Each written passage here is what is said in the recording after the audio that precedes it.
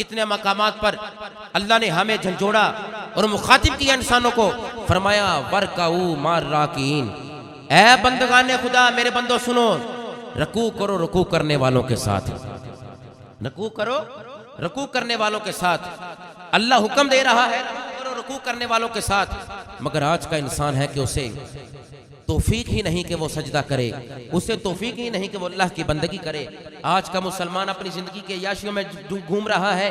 ज़िंदगी के शब रोज़ को गुजार रहा है और इस ज़िंदगी को, आर्जी ज़िंदगी को अपना ओढ़ना और बिछोना बनाकर ज़िंदगी के शब रोज़ बसर कर रहा है। खालिक का फरमान किसी बंदे को याद नहीं है, मेरे रब का फरमान किसी को याद नहीं है, मेरे रब का हुक्म किसी को याद नहीं है, मेरा रब जो हमसे चाह रहा है वो किसी को याद नहीं है। आज का इंसान दुनिया की दौलत में इस कदर मगन है कि उसे मोहब्बत औलाद तो याद है,